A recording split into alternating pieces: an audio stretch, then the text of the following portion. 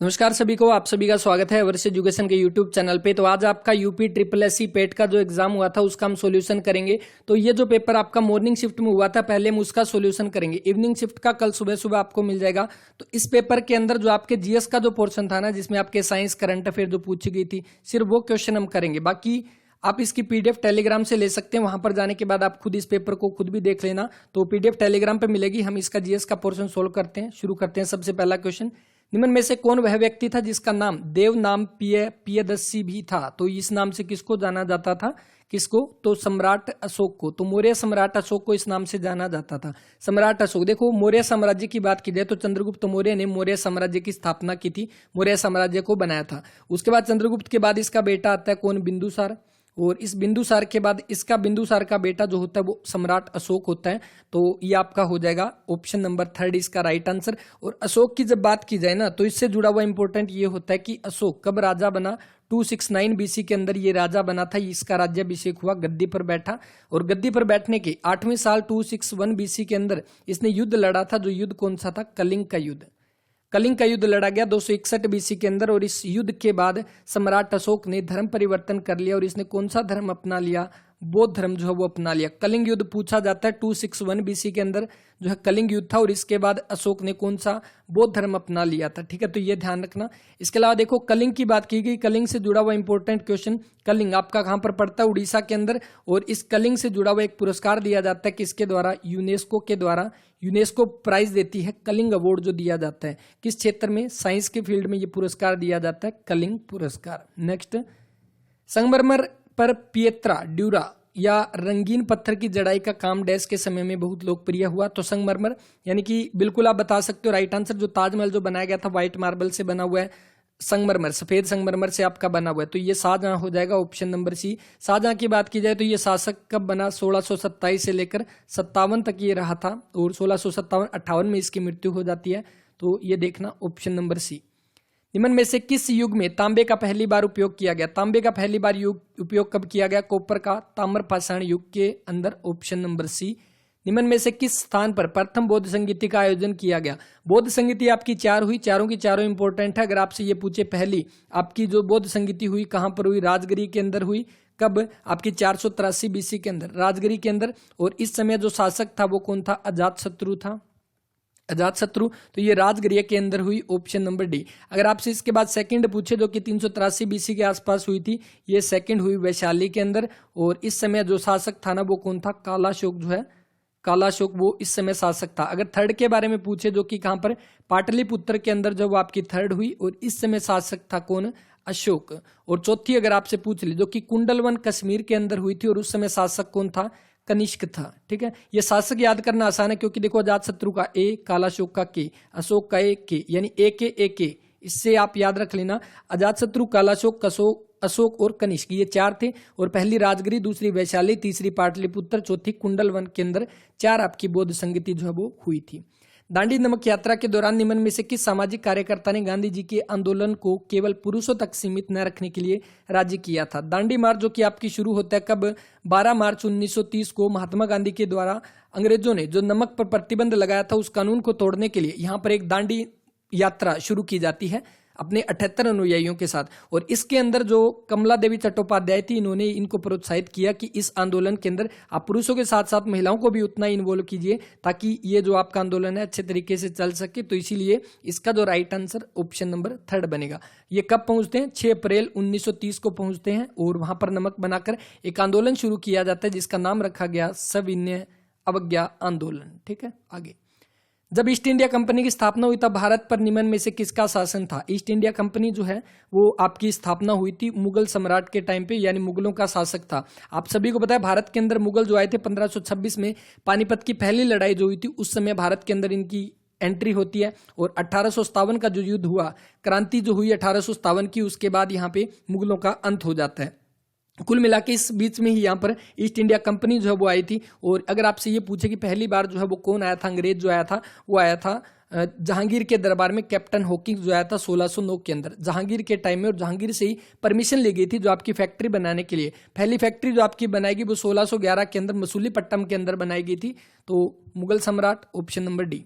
भूदान ग्रामदान आंदोलन निम्न में से किसके द्वारा शुरू किया गया? भूदान आंदोलन जो 1951 के अंदर विनोबा भावे के द्वारा इसको शुरू किया गया, यानी भूमि दान करने से संबंधित ये आंदोलन था स्वतंत्रता के बाद।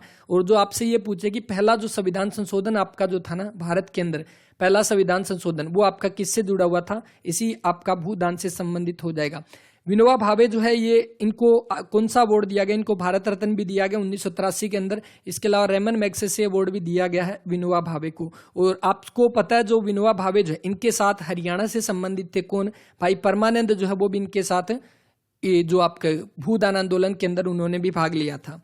प्रसिद्ध युद्ध का नारा चलो दिल्ली किसने कहा था? ये जो चलो दिल्ली का नारा था ना 1943 के अंदर, जब आपके कौन थे? सुभाष चंद्र बोस जब सिंगापुर में थे वहां से इन्होंने संबोधित किया था चलो दिल्ली। तो ये चलो दिल्ली या दिल्ली चलो का नारा दिया गया था सुभाष चंद्र बोस के द्वारा। इसके अलावा इनका एक और नारा जो कि इंपॉर्टेंट है, जय हिंद किसने दिया? सुभाष चंद्र बोस ने। तुम मुझे खून दो मैं तुम्हें आजादी दूंगा, ये भी नारा किसका है? ये भी सुभाष चंद्र बोस का जो है वो रहेगा। भगत सिंह इनकलाब जिंदाबाद इनका हो जाएगा। नेक्स्ट देखो, राष्ट्रवाद की पहली स्पष्ट अभिव्यक्ति निम्न में से किस क्रांति के साथ हुई? तो कौन सी? फ्रांसीसी क्रांति हो जाएगा ऑप्शन नंबर बी। और फ्रांसीसी क्रांति जो कि कब हुई? 1789, ठीक है, 1789 में आपकी फ्रांसीसी क्रांति जो है वो हुई थी।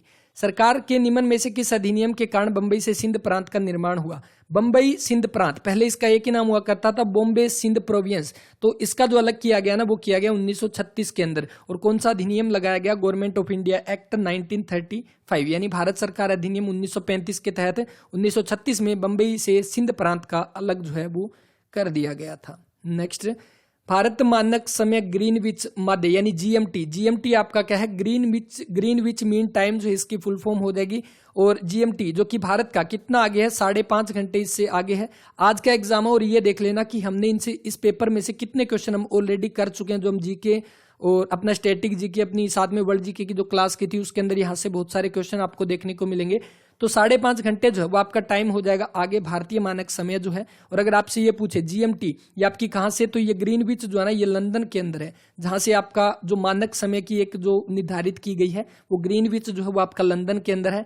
और इसके साथ ही सबसे ज्यादा टाइम जोन अगर आपसे पूछ ले किस देश के अंदर है, रूस के अंदर सबसे ज्यादा जो है वो टाइम जोन हो जाएंगे। निम्न में से कौन जनसंख्या वितरण को प्रभावित करने वाला आर्थिक कारक नहीं है? शहरीकरण, खनिज औद्योगिकरण, पानी की उपलब्धता हो जाएगा अवेलेबिलिटी ऑफ वाटर। विश्व की सबसे ऊंची चोटी माउंट एवरेस्ट, ऊंचाई कितनी? 8,848 मीटर, या बोल सकते हो 8,850 मीटर भी आपको मिलेगी कई जगह पे, क्योंकि पहले इसकी 48 थी, अभी धीरे धीरे इसकी ऊंचाई जो है वो बढ़ रही है। तो इस अकॉर्डिंग क्या हो जाएगा? नेपाल और तिब्बत की बाउंड्री पर है। वैसे तिब्बत आपको पता है चीन का ही हिस्सा है अभी हाल ही में, तो नेपाल और चीन के अंदर है, जिसमें नेपाल में जो है ना इसको क्या बोला जाता है? नेपाल में इसका नाम जो है, नेपाल में इसको सागर माथा के नाम से बोला जाता है।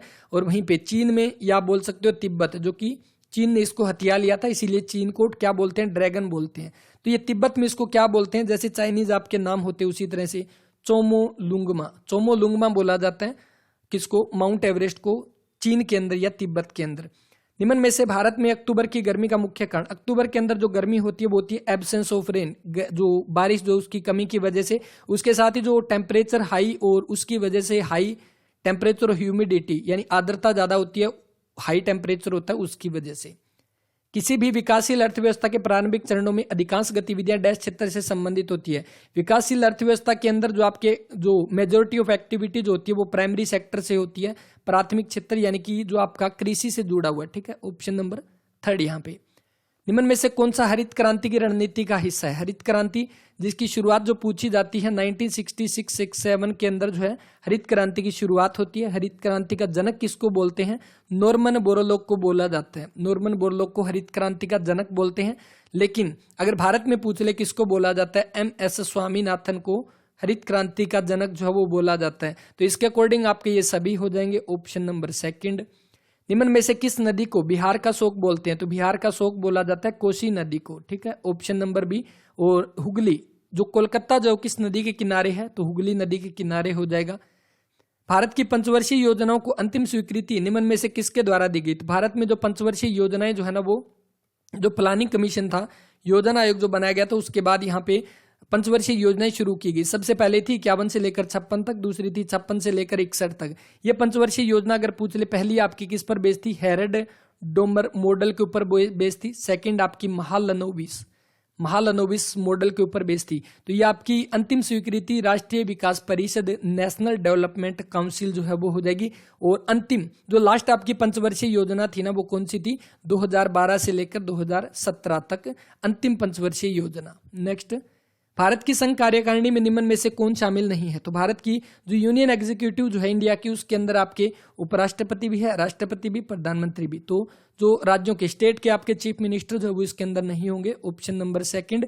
और इसके साथ ही देखो अभी हाल ही में आपके उपराष्ट्रपति नए बने हैं। इससे पहले देखो आर्टिकल आपसे पूछा जा सकता है, एक तो राष्ट्रपति का, एक उपराष्ट्रपति का और एक पीएम का, है ना, तीनों के। अब देखो राष्ट्रपति के बारे में आर्टिकल देखो बिल्कुल आसान, आर्टिकल 52। आर्टिकल 52 जो है अनुच्छेद 52 के अंतर्गत ये दिया गया कि भारत का एक राष्ट्रपति होगा। अब उपराष्ट्रपति का कैसे याद रखोगे, इसके अंदर 11 ऐड कर दो, क्या हो जाएगा 63। तो आर्टिकल 63 जो वो रहेगा उपराष्ट्रपति से संबंधित। और पीएम यानी मंत्रिपरिषद, पीएम से जुड़ा हुआ, मंत्रिपरिषद का अध्यक्ष आपका पीएम होता है और इसमें 11 जोड़ दो 74, ये आपका इससे जुड़ा हुआ हो जाएगा। अभी हाल ही में आपके नए राष्ट्रपति बने हैं, कौन, 15वें नंबर की है द्रौपदी मुर्मू।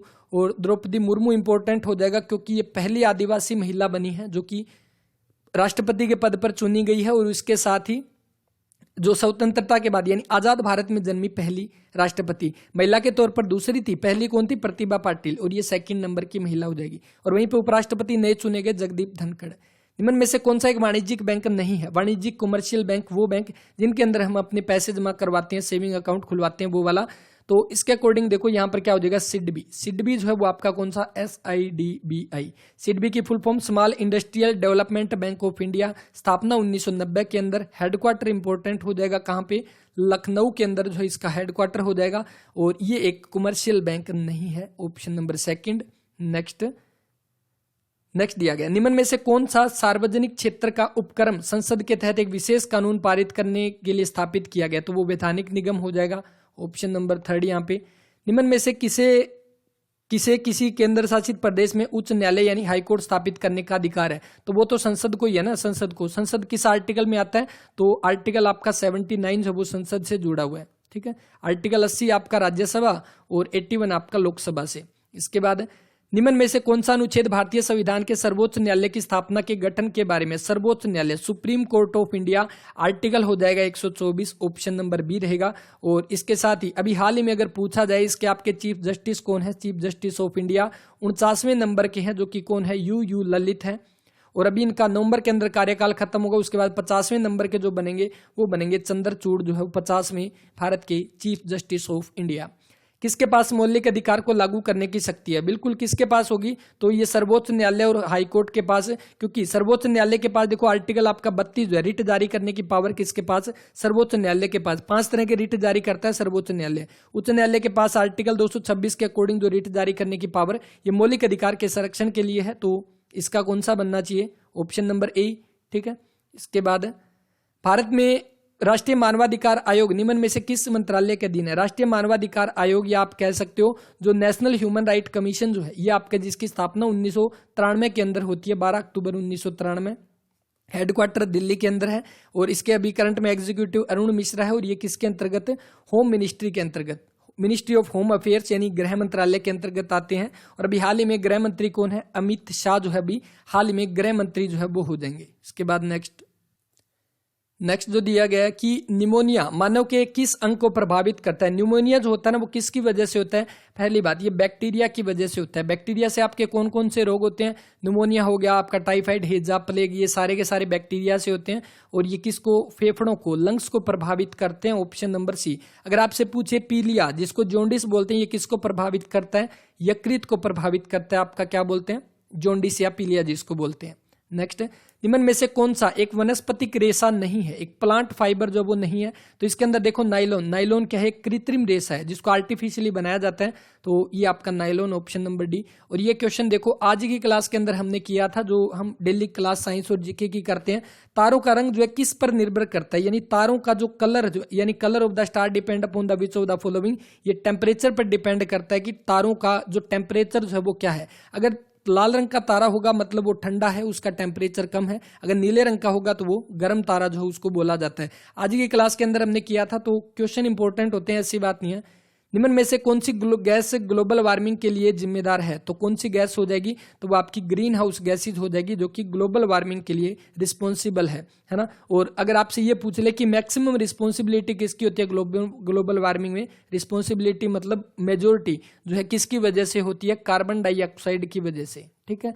और इसके साथ ही ग्रीन हाउस गैसेज का मतलब आपका क्या हो जाएगा? जो टेम्परेचर का इंक्रीज होना है ना अपने इन्वायरमेंट के अंदर, वो होता है ग्लोबल वार्मिंग, इसमें ग्रीन हाउस गैसेज। अब देखो कार्बन डाइऑक्साइड का क्यों है, अगर आपको याद होगा जैसे सूरज जो है, सूरज जो उसके सबसे पहले जो कौन आता है? बुध आता है, उसके बाद शुक्र ग्रह आता है ना, उसके बाद बुध शुक्र। तो यहाँ पर एक चीज देखने वाली है कि जब सूर्य के नजदीक में आपका बुध है, लेकिन जब क्वेश्चन बनता है कि सबसे गर्म ग्रह कौन सा है, तो सबसे गर्म ग्रह शुक्र होता है, सबसे गर्म शुक्र है। क्यों है? क्योंकि यहाँ पर कार्बन डाइऑक्साइड की मात्रा अधिक पाई जाती है। तो इससे भी आप याद रख लेना, कार्बन डाइऑक्साइड जो है वो एक मेजर कंपोनेंट है, मेजर गैस है, जो कि ग्लोबल वार्मिंग के लिए रिस्पॉन्सिबल रहेगी। इसके बाद नेक्स्ट देखो, बाकी एक बार ना इसको पीडीएफ को लेकर आप इसके क्वेश्चन सोल्व कर लेना, जो मैथ और जो है बाकी। देखो पादप कोशिका, जो प्लांट सेल जो उसकी आपकी वाल जो प्लांट पादप कोशिका भित्ति किसकी? तो ये सेलुलोज की बनी होती है। ऑप्शन नंबर 3 जो इसका वो राइट आंसर रहेगा। इसके बाद आपका जो नेक्स्ट क्वेश्चन देखो, नेक्स्ट आपके सामने जो दिया गया है यहाँ पे 76। तो 76 देखो, निम्न में से किस देश ने अगस्त 2022 में ताइवान के आसपास अपना अब तक का सबसे बड़ा सैन्य अभ्यास किया? अभी हाल ही में जो आपका युद्ध चल रहा था, किसका? रूस का और यूक्रेन का, उसको देखकर यहाँ पर चीन ने भी ताइवान को अपनी फोर्स दिखाने के लिए यहाँ पर अपना क्या किया था? सबसे बड़ा सैन्य अभ्यास किया था। चीन ही कर सकता है ये काम। Option number B. अगस्त 2022 में भारत की पहली अंडर वाटर मेट्रो का उद्घाटन। अगर देखा जाए भारत के अंदर सबसे पहले मेट्रो की शुरुआत जो है वो कोलकाता के अंदर होती है, और पहली अंडर वाटर जो रेल है, मेट्रो है, उसका भी उद्घाटन कहाँ पे? कोलकाता के अंदर हुआ। अंडर वाटर मेट्रो का उद्घाटन कोलकाता, और पहली मेट्रो का पूछे तब भी कोलकाता जो है वो आ जाएगा। नेक्स्ट, निम्न में से किस देश में वैज्ञानिकों ने पहला कृत्रिम भ्रूण तैयार किया? इजराइल के द्वारा किया गया। इजराइल की राजधानी पूछ ले, जेरूसलम जो है वो इजराइल की राजधानी हो जाएगी। प्रधानमंत्री नरेंद्र मोदी ने निम्न में से किस राज्य में IIBX यानी इंडिया इंटरनेशनल बुलियन एक्सचेंज जो है वो लॉन्च किया? तो ये कहां पर? गुजरात के गांधीनगर, गुजरात की राजधानी गांधीनगर के अंदर जो है इसको लॉन्च किया। Option number D. और ये सारे करंट अफेयर ना अभी लेटेस्ट के हैं, अभी इसी साल के शुरू के 2022 के। आजादी का अमृत महोत्सव के तहत बढ़े चलो अभियान निम्न में से किस केंद्रीय मंत्रालय के द्वारा शुरू किया गया? संस्कृति मंत्रालय यानी मिनिस्ट्री ऑफ कल्चर के द्वारा जो इसको शुरुआत की गई थी। इसके बाद भारतीय सेना ने जुलाई 2022 में डैश नाम से एक अखिल भारतीय उपग्रह संचार अभ्यास का आयोजन किया, जो कि अगस्त 2022 के अंदर हो जाएगा स्काईलाइट के नाम से। Option number C. नेक्स्ट, हाँ, जुलाई के लास्ट में और अगस्त के स्टार्टिंग की बात है ये। भारत के किन 2 शहरों के बीच आकाशा एयर की पहली उड़ान का उद्घाटन किया गया? आकाशा एयर जो ये मुंबई से अहमदाबाद हो जाएगी। ऑप्शन नंबर डी यहाँ पे। इसके बाद निम्न में से कौन सा राज्य है भारत का पहला हर घर जल प्रमाणित? इंपॉर्टेंट क्वेश्चन देखो, भारत का पहला हर घर जल वाला जो राज्य वो बनेगा गोवा यहाँ पे। ऑप्शन नंबर सी गोवा, जो कि भारत का सबसे छोटा राज्य अगर आपसे पूछ ले वो गोवा हो जाएगा। केरल के बारे में अगर आपसे पूछे कि जो सबसे ज्यादा साक्षरता दर लगभग 100% के आसपास मानी जाती है केरल के अंदर साक्षरता दर, गोवा जो है वो आपका हर घर जल में सबसे पहला हो जाएगा। निम्न में से कौन सा भारत का पड़ोसी देश नहीं है? तो यहाँ पर देखो म्यांमार, मालदीव, चीन। तो UAE यूनाइटेड अरब अमीरात जो है ये भारत का पड़ोसी देश नहीं है। और इसके साथ ही देखो अगर पूछे भारत का सबसे ज्यादा सीमा किसके साथ लगती है? बांग्लादेश के साथ। कितनी लगती है? 4096 किलोमीटर सबसे ज्यादा बाउंड्री जो वो बनाता है बांग्लादेश के साथ। निम्न में से किस IIT ने भारतीय भाषा प्रौद्योगिकी को आगे बढ़ाने के लिए AI फॉर भारत में नीलेकनी केंद्र की शुरुआत की? तो ये कौन सा? IIT मद्रास, जो कि तमिलनाडु के अंदर। ऑप्शन नंबर बी बनेगा इसका। किस केंद्रीय मंत्री की अध्यक्षता में चंडीगढ़ में नशीली दवाओं की तस्करी और राष्ट्रीय सुरक्षा पर एक राष्ट्रीय सम्मेलन आयोजित किया गया? तो ये किसके द्वारा किया गया चंडीगढ़ के अंदर? तो ये किया गया अमित शाह के द्वारा, गृह मंत्री अमित शाह के द्वारा। इसका जो बनेगा ऑप्शन नंबर ए 30 जुलाई 2022 का करंट अफेयर रहेगा। नेक्स्ट देखो, लोकसभा में पद धारण करने की न्यूनतम आयु। देखो लोकसभा, इसके बाद आपका राज्यसभा। लोकसभा में जो आयु होती है ना वो 25 वर्ष होती है, राज्यसभा में जो होती है वो 30 वर्ष होती है। लोकसभा का कार्यकाल 5 साल का, राज्यसभा का 6 साल का। ठीक है, अगर आपसे पूछ ले प्रेसिडेंट और वाइस प्रेसिडेंट की एज कितनी होती है? 35 वर्ष। उनकी जो पद धारण करने की न्यूनतम एज 35 वर्ष। लेकिन वहीं पे प्रधानमंत्री की पूछ ले तो कितनी होती है? 25 वर्ष होती है। ठीक है, क्योंकि प्रधानमंत्री के बारे में प्रावधान दिया गया कि प्रधानमंत्री या तो लोकसभा का सदस्य हो या राज्यसभा का, इनमें से एक का सदस्य होना चाहिए। तो इसी के अकॉर्डिंग अगर देखा जाए न्यूनतम आयु लोकसभा की काउंट हो जाएगी 25 वर्ष प्रधानमंत्री की। नेक्स्ट, और बाकी वोट डालने की उम्र जो कि पहले कितनी 21 वर्ष थी, अब 18 वर्ष है। कब किया गया? 61वां संविधान संशोधन जो किया गया था 1989, उसके तहत जो वोट डालने की उम्र है वो 21 से घटा के 18 कर दी गई थी। अंतर्राष्ट्रीय जैव विविधता दिवस किस तारीख को मनाया जाता है? अंतर्राष्ट्रीय जैव विविधता दिवस आपका मनाया जाता है कब? 22 मई को मनाया जाता है। और इस साल की अगर थीम आपसे पूछ ले तो building A shared future for all life, ये इस साल की थीम हो जाएगी अंतर्राष्ट्रीय जैव विविधता दिवस की।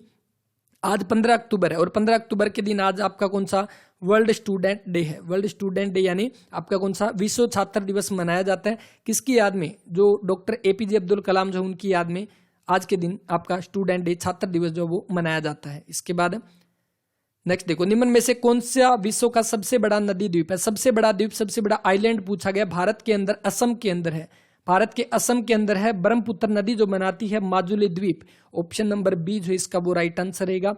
निम्न में से हंगरी की राष्ट्रीय मुद्रा कौन सी है? हंगरी एक देश है जिसकी कैपिटल अगर आपसे पूछ ले बुडापेस्ट जो इसकी कैपिटल हो जाएगी। और इसकी जो करेंसी पूछी गई है हंगेरियन फोरेंट, फोरेंट जो ऑप्शन नंबर ए जो है वो बन जाएगा इसका राइट आंसर। इसके बाद जो नेक्स्ट देखो 92 यहाँ पे कि निम्न में से किसने प्रसिद्ध पुस्तक पावर्स ऑफ द माइंड, ये पुस्तक जब वो लिखी गई किसके द्वारा?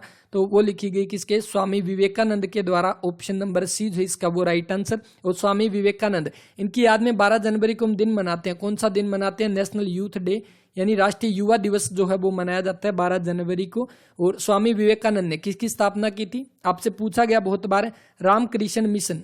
रामकृष्ण मिशन की स्थापना किसके द्वारा की गई? तो वो की गई स्वामी विवेकानंद। और इन्होंने क्यों की? क्योंकि रामकृष्ण परमहंस जो है वो गुरु हुआ करते थे स्वामी विवेकानंद के, इसीलिए उनकी याद में इन्होंने रामकृष्ण मिशन की स्थापना की 1897 के अंदर। UNFCCC, इसका जो है अर्थ क्या है? तो इसका अर्थ हो जाएगा United nation framework convention on climate change. Right answer जो बनेगा ऑप्शन नंबर सी। और इसके साथ ही इसका हेडक्वार्टर अगर आपसे पूछ ले तो हेडक्वार्टर हो जाएगा बोन, जर्मनी के अंदर। जर्मनी में इसका हेडक्वार्टर रहेगा। नेक्स्ट, नौटंकी जो है किस राज्य का लोक नृत्य है? नौटंकी उत्तर प्रदेश से संबंधित है, ऑप्शन नंबर ए। और वहीं पे शास्त्रीय नृत्य अगर आपसे पूछ ले, कथक जो उत्तर प्रदेश से संबंधित हो जाएगा। आंध्र प्रदेश का कुचिपुड़ी जब वो आपका शास्त्रीय नृत्य हो जाएगा। केरल का कौन सा है? मोहिनी अट्टम। और कौन सा? कथकली। ये दोनों के दोनों केरल के जो है वो रहेंगे शास्त्रीय नृत्य। अच्छा, एक क्वेश्चन रह गया देखो, स्वतंत्रता के बाद भाषा के आधार पर बने भारत के पहले राज्य का नाम बताइए।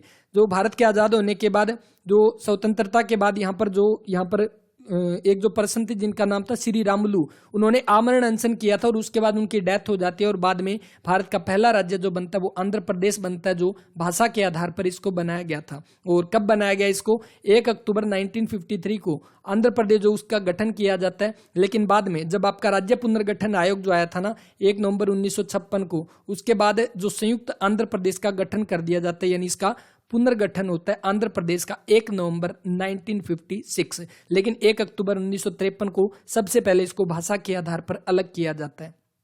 ठीक है, आगे इसके बाद अपना जो रह गया 95, इंटरनेशनल ओलंपिक समिति का मुख्यालय कहाँ पर है? IOC, इसका जो है वो ल्यूसाने के अंदर है। ल्यूसाने यानी कि स्विट्जरलैंड, ल्यूसाने।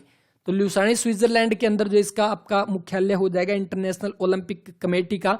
और इसका अगर आपसे पूछ ले, अभी वर्तमान में इसके जो प्रेसिडेंट है वो 9वें नंबर के हैं और उनका नाम है थॉमस बाक। थॉमस बाक जो है वो अभी इसके क्या हो जाएंगे? प्रेसिडेंट हो जाएंगे 9वें नंबर के इंटरनेशनल ओलंपिक कमेटी के। ठीक है, तो बस यहाँ पर अपने क्वेश्चन कंप्लीट होते हैं, जो जीके के पूछे गए, साइंस के हो गए, करंट अफेयर हो गए। और हाँ, टोटल हमारा कंप्लीट हो चुका है। तो उम्मीद करता हूँ क्लास इन्फॉर्मेटिव लगी होगी। बाकी के पोर्शन आप खुद ही सोल्व कर लेना, वरना बाद में हम कर लेंगे। PDF टेलीग्राम से आप ले सकते हैं। और ये पहली शिफ्ट का पेपर था, सेकंड शिफ्ट का पेपर कल सुबह सुबह आपको मिल जाएगा, तब आप उसको भी देख सकते हैं। तो बस इस वीडियो में इतना ही, मिलते हैं नेक्स्ट वीडियो में। तब तक के लिए पढ़ते रहें। जय हिंद, जय भारत।